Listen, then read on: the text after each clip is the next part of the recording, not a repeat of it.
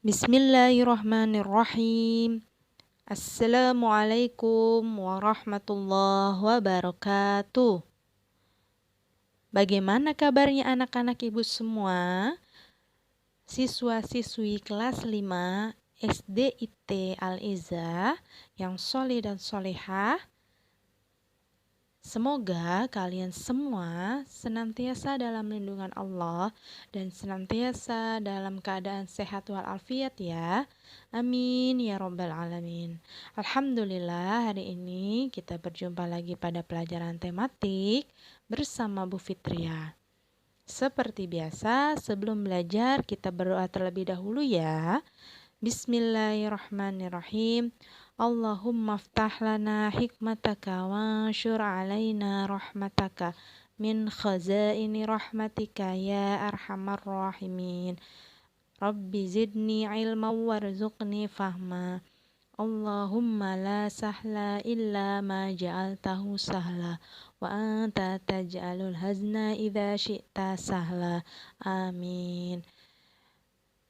Baik, pada kesempatan kali ini materi yang akan Ibu sampaikan yaitu masih di tema 1, muatan IPA mengenai kelainan tulang dan otot.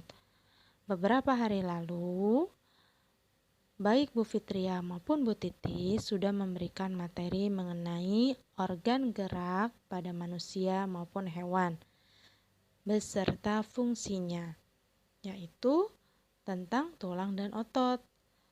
Nah, kali ini Ibu akan melanjutkan materinya yaitu mengenai kelainan tulang dan otot. Semoga kalian semua selalu bersemangat ya dalam menyimak materi yang Bapak atau Ibu guru sampaikan. Dan semoga Allah senantiasa memberikan kemudahan untuk kalian dalam memahami setiap pelajaran yang disampaikan. Amin ya robbal alamin. Baik, langsung saja. Yang akan Ibu sampaikan pertama yaitu tentang macam-macam kelainan pada tulang. Apa saja kelainan yang terjadi pada tulang? Yang pertama, di sini ada yang namanya fraktura atau patah tulang, yaitu kelainan pada tulang akibat kecelakaan baik kendaraan bermotor atau karena terjatuh. Kelainan ini dibedakan menjadi 2, yaitu fraktura yang tertutup atau patah tulang yang tidak sampai merobek kulit atau otot, dan fraktura terbuka atau patah tulang yang merobek atau menembus kulit atau otot. Nah, kalian bisa perhatikan gambar di samping ini. Kalau yang Ibu beri tanda checklist adalah tulang yang normal, ya. Nah, yang ini adalah tulang yang mengalami patah tulang tertutup, ya, atau disebut tadi fraktura tertutup. Nah, yang selanjutnya adalah fraktura terbuka.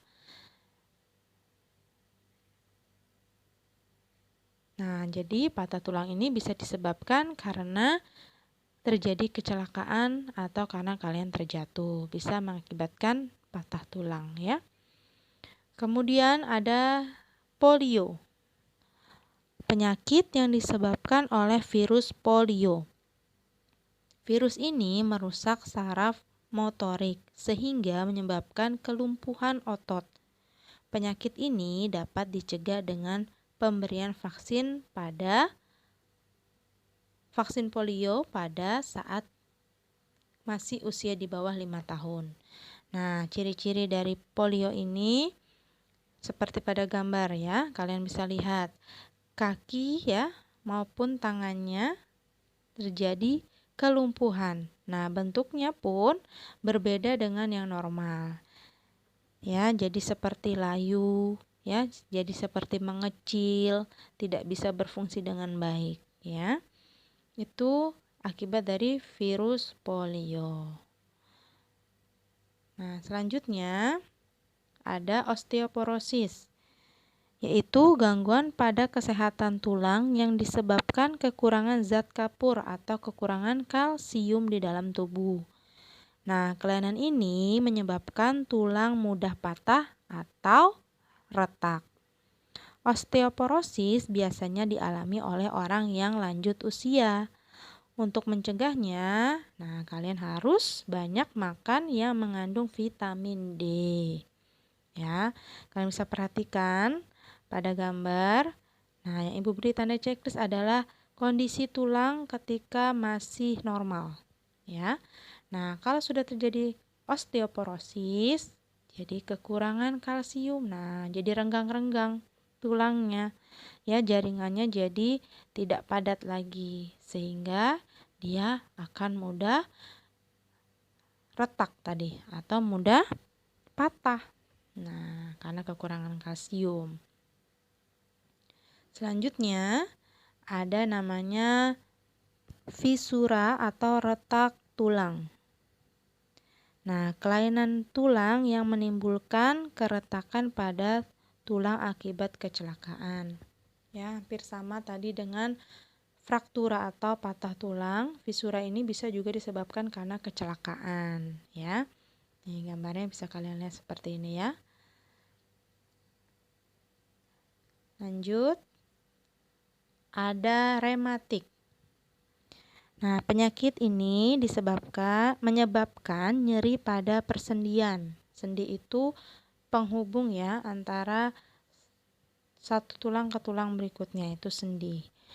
Kemudian biasanya rematik menyerang pada tangan ya. Pada tangan, kemudian pada kaki ya, pada siku dan lain sebagainya ya. Nah, selanjutnya ada kifosis. Nah, kifosis ini adalah tulang punggung terlalu bungkuk ke belakang. Ya. Atau terlalu bengkok ke belakang atau bungkuk. Nah, kelainan ini disebabkan sikap duduk atau berdiri yang sering membungkuk. Nah, kalian harus perhatikan. Nah, selanjutnya ada lagi. Ada lordosis. Tadi kifosis, sekarang lordosis. Yaitu tulang punggung terlalu bengkok ke depan. Ya, kalau tadi kifosis ke belakang, kalau lordosis ke depan. Nah, kelainan ini disebabkan kebiasaan duduk dan berjalan yang terlalu membusungkan dada ke depan. Kalau tadi terlalu membungkuk, sekarang terlalu ke depan ya, namanya lordosis. Nah, yang ketiga selanjutnya ada skoliosis. Skoliosis ini adalah tulang punggung bengkok ke kiri atau ke kanan. Nah, kelainan ini biasanya disebabkan kebiasaan duduk dengan posisi miring atau mengangkat beban yang tidak seimbang antara kiri atau kanan.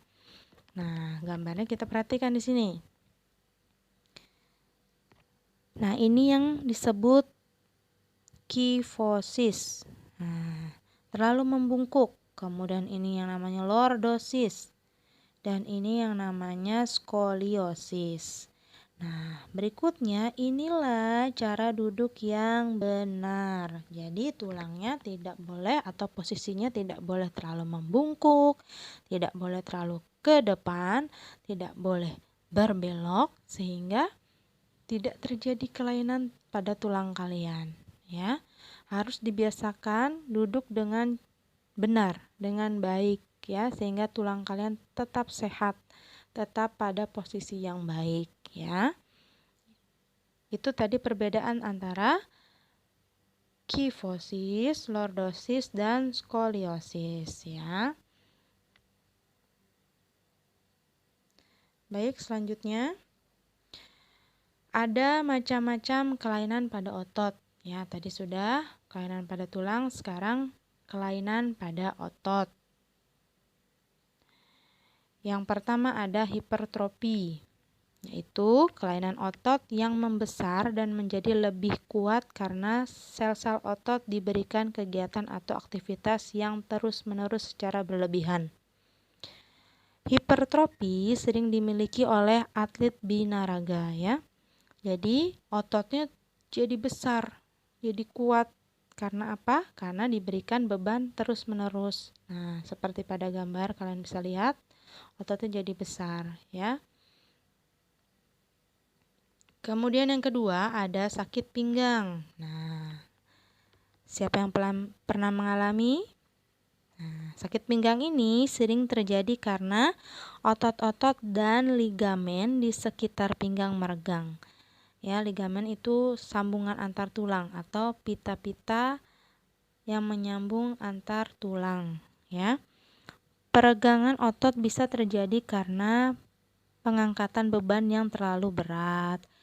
Ya, itu bisa juga menyebabkan sakit pinggang karena hamil, kemudian karena obesitas atau berat badannya terlalu berat. Namun, terdapat juga sakit pinggang yang disebabkan oleh penyakit alat dalam di sekitar pinggang. Contohnya ada fraktura, tadi karena patah tulang, jadi pinggangnya juga sakit karena menahan ya. Ada infeksi tumor dan lain sebagainya.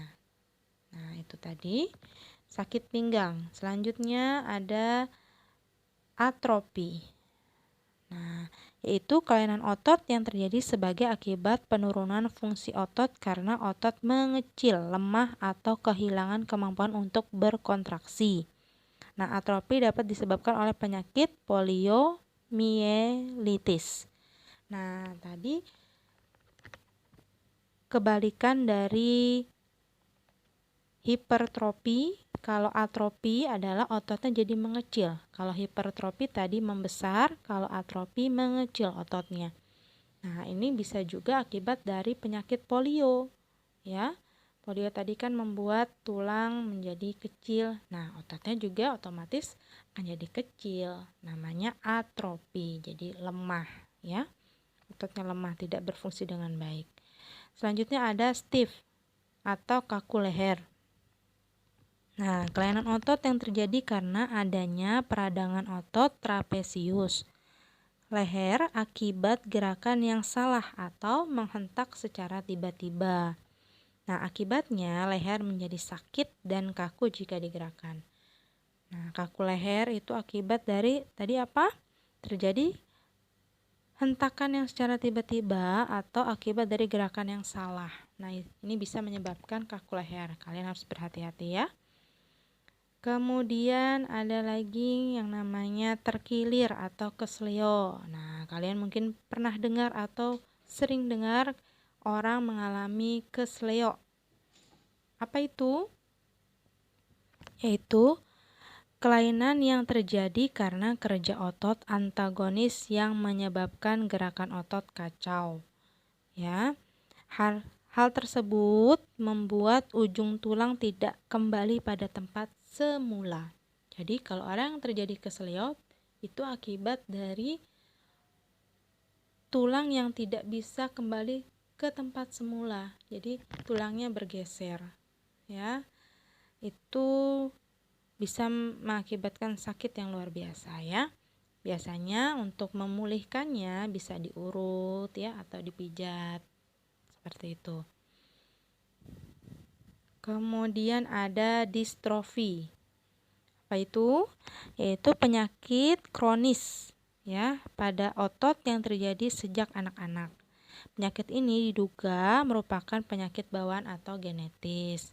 Nah, pada gambar yang ini adalah posisi atau keadaan normal. Nah, kalau yang mengalami distrofi pada anak-anak, dia pertumbuhannya akan lebih lambat atau ototnya tidak berkembang dengan baik ya. Nah, ini akibat atau diduga karena penyakit bawaan atau genetis ya. Selanjutnya ada yang namanya tetanus, yaitu kelainan otot yang disebabkan adanya infeksi bakteri Clostridium tetani. Nah, bakteri ini biasanya masuk melalui luka terbuka sehingga menyebabkan infeksi dan menghasilkan racun yang menyerang saraf. Akibatnya apa? Fungsi saraf jadi tidak bisa dikontrol, ya. Terganggu, menyebabkan otot menjadi tegang terus-menerus. Nah, Hati-hati kalau kalian sedang mengalami luka, maka segera dibersihkan, ditangani supaya tidak terjadi infeksi. Kalau terjadi infeksi berarti di situ sudah ada bakteri. Nah, bakterinya nanti bisa menghambat kerja otot. Nah, sehingga nanti otot kalian jadi tegang terus, ya. Makanya kalau kalian mengalami luka segera diobati, ya. Kemudian ada fibriosis, yaitu pembentukan jaringan ikat fibrosa. Nah, sel-sel otot skeleton ataupun otot jantung jadi mati sehingga tidak mampu beregenerasi dan akan melemah. Ya, jadi pada otot ada terbentuk ikat fibrosa, maka nanti ototnya tidak bisa tumbuh dengan baik atau berkembang dengan baik, melakukan fungsinya dengan baik karena terhalang oleh adanya ikat fibrosa, ya, seperti ini. Sehingga nanti fungsi dari organ-organ yang menggunakan otot tersebut akan melemah sehingga tidak bekerja dengan baik, ya. Itu namanya fibriosis. Selanjutnya ada kram otot. Nah, kram otot ini adalah kelainan yang terjadi karena kontraksi otot yang terus-menerus atau bekerja terlalu berat sehingga otot mengejang dan terasa sakit. Nah, kalau kalian melakukan aktivitas terus-menerus yang begitu berat, biasanya akan terjadi kram. Nah, kram ini terjadi karena apa? Otot kita mengejang. Ya, itu ya.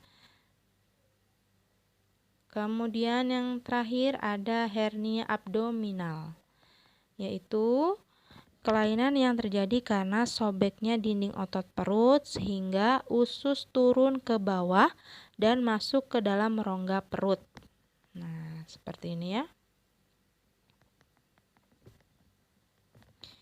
Itu namanya hernia abdominal. Nah, itu tadi adalah kelainan pada tulang maupun otot. Tadi beberapa cara pencegahannya sudah Ibu sampaikan. Perbanyaklah mengkonsumsi untuk tulang, ya, agar tidak terjadi kelainan. Konsumsi makanan yang mengandung vitamin D, ya, kemudian kalsium. Kemudian kalian juga bisa menjaga tubuh kalian dengan cara berolahraga, ya. Dan tentu makan makanan yang bergizi. Nah, tadi bisa juga dengan cara berolahraga. Nah, untuk berolahraga, kita juga harus memperhatikan hal-hal yang bisa atau sebagai cara mencegah terjadinya cedera. Nah, biasanya kalau kita berolahraga, itu bisa terjadi cedera baik pada tubuh kita maupun pada otot, ya. Pada otot tentunya. Nah, berapa cara mencegah terjadinya cedera? Apa saja? Yang pertama, yaitu lakukan pemanasan dan pendinginan. Nah, jangan langsung berolahraga karena tubuh kalian biasanya belum siap, ya. Kalian lakukan dulu pemanasan sebelum olahraga. Bisa dengan lari-lari kecil atau dengan menggerakkan tangan, ya, dan lain sebagainya. Nah, setelah berolahraga, kalian harus lakukan pendinginan.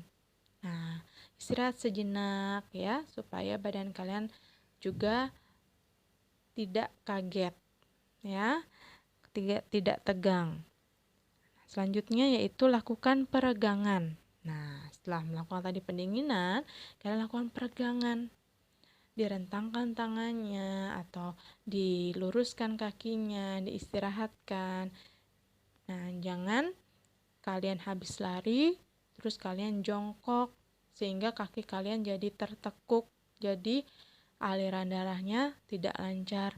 Maka kalian luruskan dulu kakinya supaya peredaran darahnya terus lancar, ya. Kemudian yang ketiga, mulailah dengan perlahan dan jangan memaksakan diri, ya. Perlahan-lahan dulu.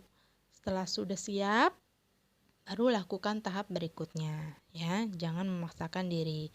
Kemudian ada lakukan olahraga yang bervariasi, ya, supaya bagi seluruh ya organ tubuh kalian juga bisa merasakan gerakan olahraganya. Ya, misalkan pada hari ini kalian bersepeda, besok kalian berlari, besok kalian bermain bola, besok kalian berenang, dan lain sebagainya, bervariasi, diganti olahraganya ya. Kemudian ketahui kelemahan tubuh. Nah, kalau kalian dirasa tidak mampu melakukan hal itu, maka jangan dilakukan. Nanti bisa mengakibatkan cedera kalau dipaksakan. Kemudian banyak minum air putih.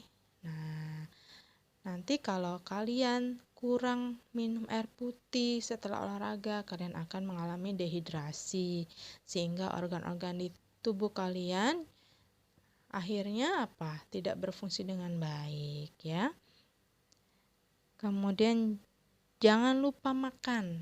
Nah, setelah berolahraga kita harus makan, ya, ataupun sebelum olahraga makan, ya. Jangan lupa makan. Kemudian mintalah bimbingan orang yang ahli.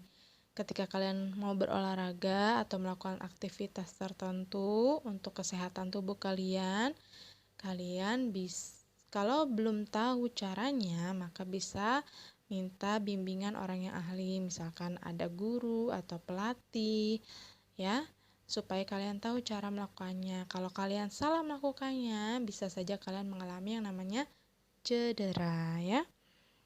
Selanjutnya ada gunakan pakaian sesuai, ya. Kalau kalian mau bersepeda, bisa menggunakan pelindung, ya, pelindung di siku, kemudian di kepala, pakai helm, dan lain sebagainya. Kalau mau berenang, bisa menggunakan kacamata, pakaian yang sesuai, dan lain sebagainya, ya.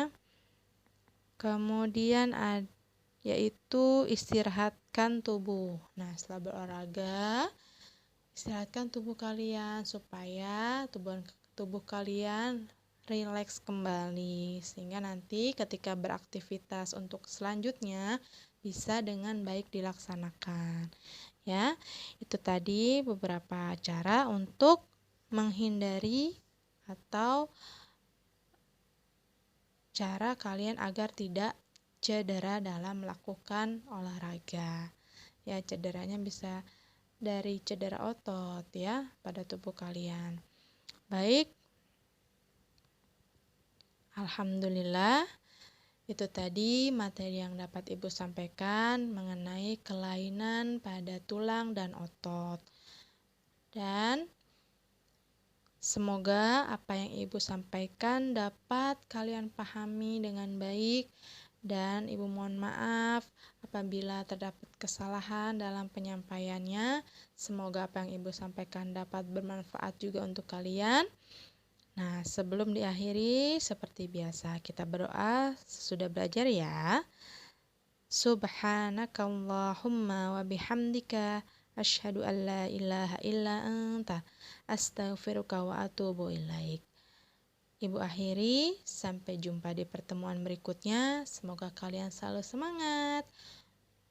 Wassalamualaikum warahmatullahi wabarakatuh.